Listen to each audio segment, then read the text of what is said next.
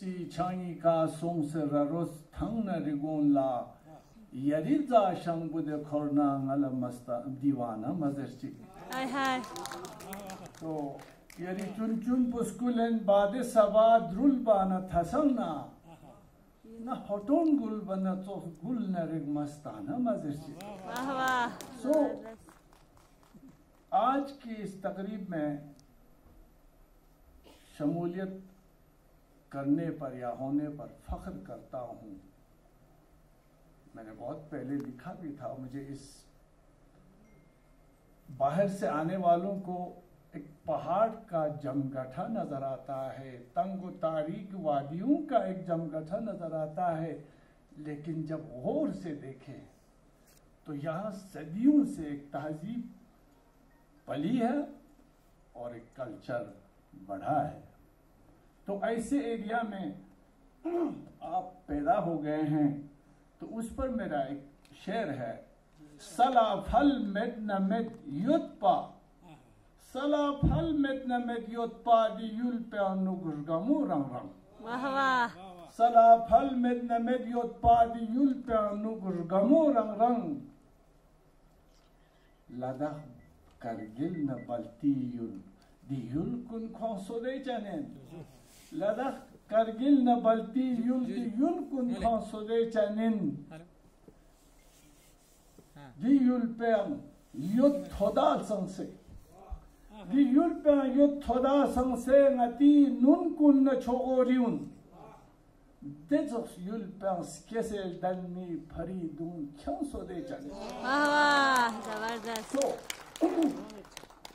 इन्होंने हुक्म किया कि लद्दाख या करगिल के पुरगी कल्चर पे, सकाफत पे कुछ बोले, तो इस वक़्त के तंगी का लिहाज रखते हुए संक्षेप में दो चार लफ्ज़ मैं कहना चाहूँगा कि पुरगी सकाफत जो है क्या है। तो इस पे दो लाइन में बोलना चाहूँगा पहले कि खित्ते लद्दाख जो है, जिसमें मखसूस जोग्राफियाई एक एरिया है तीन, एक लेह, कारगिल और बल्तिस्तान, इस पूरे एरिए को लद्दाख बोलते थे। और महाराजा के ज़माने में तो इसको एडमिनिस्ट्रेटिव यूनिट भी बनाया था, the frontier district of Ladakh. So इन तीन मखसूस जो रीजन है, वो मुझे ऐसा लगा, जो मेरा अपना सोच है, कि एक बड़ा दरिया है, उस दरिया में तीन धाराएं चलती है। दरिया एक ही है लेकिन उसके अंदर से तीन धाराएं चलती है, तहजीब के लिहाज से, कल्चर के लिहाज से। हमारा मंबा जो इस दरिया का है वो एक है, यानी लद्दाख, कारगिल, बल्तिस्तान, इन सब के ज़बान का मंबा जो है वो तिब्बतो बर्मन ज़बान है, यानी हमारी ज़बान एक है। लेकिन जोग्राफियाई असरात की वजह से, रीजनल असरात की वजह से इनमें थोड़ा थोड़ा फ़र्क महसूस होता है जब बोलने में। लेकिन अगर आप तीनों खित्तों के लोगों को एक जगह जमा करके उनको आपस में बात करने दें तो वो आराम से बात कर सकते हैं, एक दूसरे की बात को समझ सकते हैं और एक दूसरे की बात को जान सकते हैं।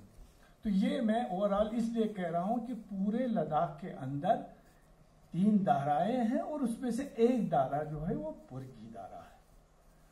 अच्छा, तो कल्चर के बारे में भी हम जैसे लोगों को बहुतों को ये है कि व्हाट इज कल्चर। तो कल्चर जो है एक कौम की पूरी आइडेंटिटी जो है वो उसका एक लब लुबाब ये होता है, क्या बोलता है, उस कल्चर का पूरी कौम की जिंदगी का, जिसमें फॉर एग्जाम्पल मजहब है। सबसे पहले तो उस कल्चर में ज़बान आता है। हमारी ज़बान जो है एक मखसूस कौम के लोग एक मखसूस दायरे में बैठ के आप उस जबान को बोलते हैं तो वो एथनिकली इलाकाई तौर पर एक ही ये मतलब लोग बोलते हैं। ये हमारी कल्चर का सबसे बुनियादी जो है वो स्टोन है, यानी बुनियादी जो है बुनियाद जो है वो कल्चर का लैंग्वेज है। तो पुर्गी लैंग्वेज जो है वो जैसे कि हम कह रहे थे कि लद्दाख या सेंट्रल लद्दाख को पुराने ज़माने में मरयून बोलते थे, वहाँ तिब्बतनाइज थोड़ा लद्दाखी है। सेंट्रल या ये करगिल एरिया को पुराने ज़माने में पुर्ग बोलते थे। और यहाँ जो है शीना लोग मैक्सिमम जो इमिग्रेंट आए थे वो आबाद हुए तो सदियों साल पहले, तो शीना तहजीब का असर जो है वो पुर्ग पर है बनिस्बत लद्दाख के, बनिस्बत बल्तिस्तान के। बल्तिस्तान की ज़बान जो है वो पुरानी सबसे पुरानी तिब्बती ज़बान जो है, आर्काइक ज़बान उसको बोलते हैं, उन्होंने उसको प्रिजर्व किया है, वो अलग है। तो हमारी जो पुर्गी ज़बान जो है वो लद्दाखी और करगिली के बीच का एक ये है इम्तिजाज है। ज़बान के बाद कल्चर में तर्ज रहन सहन आता है, यानी हमारे उठने बैठने किस तरह रहते हैं, कैसे रहते हैं, घर हमारा कैसा है, आर्किटेक्चरल स्टाइल क्या है, ये सब जो है ये भी कल्चर का हिस्सा है। तो हमारे पुर्गी कल्चर में भी बल्ती और लद्दाखी कल्चर से बहुत मुख्तलिफ नहीं है। क्यों नहीं है? वो ये कि हमारे यहाँ इस्लाम के आने से पहले, बल्तिस्तान में या पुरी में इस्लाम के आने से पहले हम सब बुद्धिस्ट थे। तो कल्चरली हमारा जो है एक ओवरऑल ओरा जो है वो एक था। सो आज इस्लाम के आने के बाद उसमें थोड़ी सी इख्तिलाफात या जो चेंजेस वक़्त के हिसाब से आए होंगे, लेकिन तर्ज रहन सहन, घरों के बनाने का अंदाज, तो ये सब एक ही है। इसके बाद आता है खाने पीने का, हम क्या खाते हैं और क्या मतलब पीते हैं, ये भी कल्चर का हिस्सा है। यानी मैं इसलिए बोल रहा हूँ कि कल्चर एक किसी ज़माने में बोलते सिर्फ गाना गाना कल्चर, वो नहीं है। Culture is a sum total of all these things. So उसमें खाना, हमारा स्टेपल डाइट क्या है, हमारा मखसूस खाना पापा था, हमारा थुप्पा था, हमारा ब्रोपअप था, ये बहुत सारी चीज़ें, ये हमारे कल्चर का एक हिस्सा है, जुज़्व ला यनफ़क है। खाने के बाद फिर वही खाने के तर्ज भी, हम किस तरह पकाते हैं, किस तरह सर्व करते हैं, ये भी कल्चर में आता है। तो इसके बाद हमारे यहाँ शादी ब्याह का जो रिवाज है, रस्म है, वो कैसे हैं, वो भी कल्चर में आता है। और हमारे कल्चर में लद्दाखी और बल्ती और पुर्गी कल्चर में शादी ब्याह के सिलसिले में भी बहुत ज़्यादा डिफरेंसेस नहीं है, जहाँ तक मैं देखता हूँ। तो इसके बाद आपके मेले और त्यौहार आते हैं जो हर कौम के पास है, तो वो भी हमारी कल्चर का एक हिस्सा है। जैसे पहले ज़माने में स्टुगला था, स्मोला था, या बाकी चीज़ें थी, सका है, मामानी है, इनमें से बहुत सारी चीज़ें अभी भी पुर्ग में मौजूद हैं। अब इस्लाम के बाद आने के बाद कुछ और चीज़ें इसमें ऐड हुआ है, उसको भी मेले और त्यौहार के ज़ुमरे में डाल सकते हैं। जैसे ईदें हैं, जैसे मुहर्रम है, ये सारी चीज़ें तो हम सब कौम की एक कलेक्टिव जो है वो मनाने का एक तरीका इवॉल्व हुआ है। इसके बाद फिर आता है अदब और मौसीकी, कल्चर का एक हिस्सा है। इसमें हमारे फोक अदब क्या है, लोगों ने आज तक हमारे सदियों से हमारे लोगों ने क्या क्या हमारे लिए बनाए हैं या पैदा किए हैं, और मौसीकी का तरीका क्या क्या है, वो भी हमारे पुर्ग के इस सिलसिले में एक और चीज़ आता है, नाच गाने, वो भी कल्चर का हिस्सा है।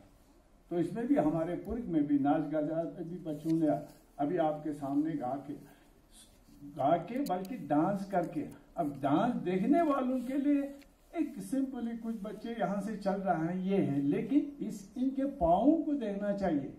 इनके पाँव का रिदम और एक एक चीज जो है वो डांस जानने वाला बोलता है इसने गलत डांस किया, इसने सही डांस किया। तो ये एक इसके भी उसूल और इसके भी रूल्स बने हुए हैं। तो हमारे पुलिस में भी डांस और गाने के बहुत सारे ये थे। रहा गाना, कौन सा गाना, मैं गजल की बात नहीं कर रहा हूँ, मैं बाकी छोटे मोटी आज जो गाते हैं उसकी बात नहीं कर रहा हूँ। ये गाने जो हैं ये फोक सॉन्ग्स जिसको बोलते हैं, लोकगीत। लोकगीत के बारे में जहां तक मेरी नॉलेज है, लद्दाख और बल्तिस्तान से ज्यादा, आप शायद हो सकता है वो लोग मुझे चैलेंज करें, लद्दाख और बल्तिस्तान से ज्यादा फोक गीत में Kargil was the richest area जो मैं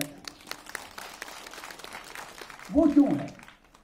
बल्तिस्तान में इस्लाम के आने के बाद फोक गीत में थोड़ा सा फर्क आ गया। मिसाल, लद्दाख में तिब्बतन इन्फ्लुएंस की वजह से फोक गीत की जगह मजहबी जो गीत बहुत ज्यादा है, लामाओं के उसमें, गोम्पाओं के उसमें, तो उस तरह से वहां सिक्युलर फोक सॉन्ग जो है, कारगिल का सॉन्ग जो है वो सिक्युलर फोक सॉन्ग था, जिसमें अपनी माँ जो है अपनी बेटी को बोलते हैं, अपने बाप जो है बेटे के लिए जो बोलता है, बहन जो है भाई के लिए बोलता है। ऐसे हजारों गाने, जैसे कि ये मैं बाद में बोलूंगा इनके बारे में, तो पहले ऐसे हजारों गाने हैं जो हमारे फोक सॉन्ग्स के दामन में है। आपको पता है संगरा जो है करसे, उसमें फोक सॉन्ग्स के 18 बंगबुर थे। बंगबुर मीन्स चैप्टर को बोलते हैं, एक ला इंतहा चैप्टर, ऐसे 18 थे। अब हालात ने या वक्त ने उन सब के ऊपर धुंध पड़ गया, धूल पड़ गया, या हम भूल गए तो वो अलग बात है, लेकिन it was, Kargil was the richest. अब इसमें एक और चीज आता है कि लोक कहानी और कहावतें, मिसाल ये भी कल्चर का हिस्सा है। लोक कहानी के बारे में हमारा, जैसे कि इलियास भाई कह रहा था कि हमारा केसर सागा लेह में भी, कारगिल में भी, बल्तिस्तान में भी उतना मशहूर एपिक था कि लोग, उस वक्त एंटरटेनमेंट का कोई साधन नहीं था, तो लोग विंटर में महीनों बैठ के फोक स्टोरी टेलर्स को, कहानी सुनाने वाले को लाकर उसको खाना खिलाते थे और सुनते थे। उस वक्त ना टीवी था, ना कोई और एंटरटेनमेंट नहीं था, लोग इसी को एंटरटेनमेंट मानते थे, केसर सागा को। तो केसर सागा जो है, अब पहली बार मैं, जैसे कि इन्होंने कहा, मैंने उसको इंग्लिश में करके लाया है, आप लोग उसको पढ़ेंगे तो आपको पता चले कि हमारे बाप दादा के जो असातीरी सरमाया कितना है, मैथोलॉजिकल सरमाया लद्दाख का कितना बड़ा है, कितना रिच है, वो आपको पता चलेगा। इसी तरह लोग कहावतें हैं, ये इम्पोर्टेंट है कहावत भी। बाकी गाने, फोक सॉन्ग्स और एपिक में एक और एपिक है, मैं आपको एक खुशखबरी सुनाऊंगा कि जो नूरबु जाम्पो इठो लामो, जिसको अच्छे लामो बोलते हैं, केसर सागा के बाद वो एपिक स्टोरी जो है लद्दाख का सबसे मशहूर था। वो स्टोरी जो है मेरे काजो सिकंदर खान सिकंदर ने 1977 में लद्दाखी से उर्दू में ट्रांसलेट करके जब पब्लिश किया, तो यूपी एकेडमी वगैरह सबसे उनको इनाम मिला था। आप लोगों ने हो सकता है देखा, अब तो प्रिंट हो गया है, लेकिन एक खुशखबरी सुनाता हूं, क्योंकि वो उर्दू में था, इसलिए उसको लेह में या हमारे यूथ को पढ़ने में दिक्कतें आती थी। सो मैंने इस कोरोना के बीच में उसका ट्रांसलेशन करके इंग्लिश में उसको प्रिंट कराया, और उसको 1.5 साल लग गया, बेचारा उस पब्लिशर को कोरोना हो गया था। तो मैं खुशखबरी सुनाता हूँ, कल वो किताबें श्रीनगर पहुंची है। तो इंशाल्लाह आपको उसकी भी रहनुमाई करने की मैं रिक्वेस्ट करूंगा। अब आया फोक सॉन्ग्स की बात। आज के मेहमान, आज के जो मजलिस का रूह है रवां, मैं मास्टर हुसैन साहब तो है ही है, लेकिन इनके साथ साथ हमारी बेटी जो है कनीज फातिमा, जिन्होंने इनसे सुनकर इन मोतियों को अपने एक ख्यालात के साथ एक किताबी शक्ल देकर सबके सामने लाया, तो मैं उनको सबसे पहले उनको मुबारकबाद देना चाहता हूं। दिल की अमीर गहराइयों से मैं मुबारक देता हूं, क्योंकि लिखना आसान नहीं है। लोग कहते हैं माँ उसने किताब लिखी, जब लिखने पे आता है तो एक पेज लिखने में भी पसीना आ जाता है। तो दूसरा जो मुझे हैरानी हुई, वो मेडिकल डॉक्टर है, नॉट यूनिवर्सिटी वाला डॉक्टर, कोई एमफिल किया हुआ पीएचडी किया हुआ डॉक्टर नहीं है, एक मेडिकल का डॉक्टर है। उनको ये बीमारी कैसी लगी वो मुझे पता नहीं है, लेकिन ये यकीनन एक बीमारी है। मैं आपको बता रहा हूं, लिखना आसान नहीं है। जब दुनिया के सारे लोग दिन भर के कामों से थक हार के अपने खूबसूरत अपने आरामदेह बिस्तरों में सो जाता है, तो ये राइटर जो है वो खड़ा हो जाता है और अपने सामने दिया जला के वो रात भर लिखता है। उसको न लिखो कहने वाला भी नहीं है, न अप्रिशिएशन करने वाला भी नहीं है, लेकिन वो लिखता है क्योंकि उसको एक जुनून सा उसके दिमाग में समा होता है, तो वो लिखता है। लिखने के बाद आपको बताऊं, इलियास भाई ने मेरी 6 किताबें सब अपने पेंशन से प्रिंट करना पड़ा, प्रिंटर भी नहीं मिलता है। मतलब मैं ये अर्ज कर रहा हूं, तो ये एक शौक है। अब इनके शौक लगी है तो खुदा करे ये क्या बोलते हैं उसको, जोर कलम और ज्यादा। तो आइंदा भी हम उनसे उम्मीद करते हैं कि उनसे अच्छी अच्छी जो है वो किताबें जो है हमें पढ़ने को मिलेगा। ये हो गया, इनको दोबारा मैं मुबारकबाद देता हूं और उनके फादर को भी मुबारकबाद देता हूं कि पुलिस में जिंदगी भर बैठ के फिर भी राइटर बच्ची पैदा करना, ये भी बड़ी बात है। अब रहा रूह रवां हुसैन साहब, ये बहुत ज्यादा, मुझसे बहुत ज्यादा उम्र में ज्यादा नहीं है, 69-70 मेरा भी हो गया है, तो लेकिन हम साथ चलते थे। ये मेरे दोस्त भी रहे हैं, एक हिसाब से रिश्तेदार भी रहे हैं। तो ये कभी कभी किसी जगह जब हम मिलते हैं तो आपस में फोक गीतों पे ये रहा है, मुकाबला भी रहा है, ट्रुथ भी मैं भी गाता हूं। तो इनका सबसे ये जो 2-4 क्या बोलते हैं सेइंग्स, प्रोवर्ब्स में, उससे ज्यादा, क्योंकि बहुत सारे चिकन एरियाज में होंगे लोग जो जिनको अभी भी कुछ याद हैं, इनका जो फोक सॉन्ग्स का जो खजाना इनके पास है। अभी किसी ने बोला 600 है, अगर 600 अगर इनके पास है तो मैं तो सिर्फ दूर से नमस्ते करूंगा कि ऐसा शख्स, लिविंग शख्स जो है वो खित्ता लद्दाख में नहीं है। तो इनका तमले से ज्यादा, प्रोवर्ब से ज्यादा मैं इनके गाने से मुतासिर हूं, क्योंकि इनके गाने जो है मैक्सिमम गाने हिस्टोरिकल भी हैं, जिसमें से हमको हिस्ट्री के बहुत सारे नुक्ते मिलते हैं। अब ये कैसे रह गया करके, ऐसे बहुत सारे दुनिया में आए चले भी गए, इनके भी 10 भाई होंगे, रिश्तेदार हैं, लेकिन इन्होंने क्यों याद रखा? ये भी एक सोचने वाली बात है, क्योंकि बचपन से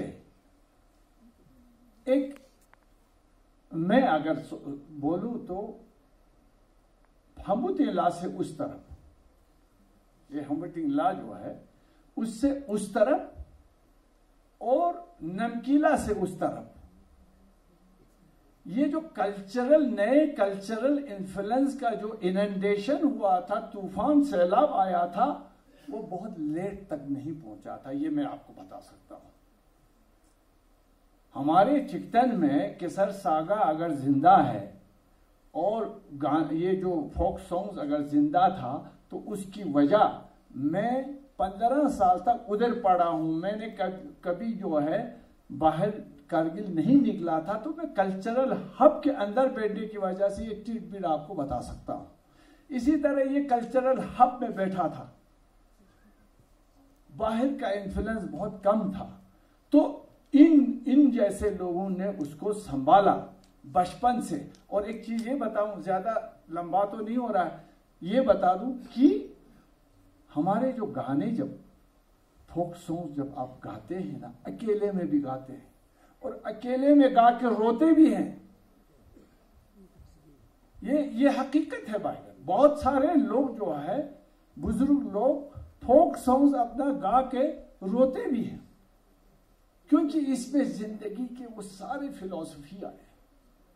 जिंदगी, जैसे कि लिंग्सपा जो है, कहता है वो उस गाने में, वो बूढ़ा आदमी कहता है, जो शख्स पहाड़ी जंगली बकरे को हाथ से पकड़ के लाता था, आज ये हालत है कि घर के बच्चे जो है उसकी बात नहीं मानते हैं।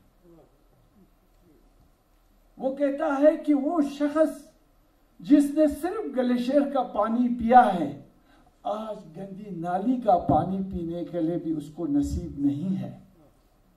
तो क्या ये फिलॉसफी हम सब पे नहीं आएगा? आएगा, आता है, लेकिन इंसान याद नहीं रखता है। सो ऐसे फोक सॉन्ग जो है, बहुतों ने बोला कि ये जो है, कि फोक सॉन्ग कैसे है, क्या है। मैं आखिर में मास्टर हुसैन साहब को एक तो दुआ करता हूं कि वो लंबी उम्र जिए और उसकी आवाज़ जो है हमारे कानों तक पहुंचते रहे। और दूसरी बात, कनीज़ फातिमा को दोबारा मुबारकबाद देता हूं और इसी के साथ अपनी ये बात ख़त्म करता हूं। थैंक यू वेरी मच, शुक्रिया।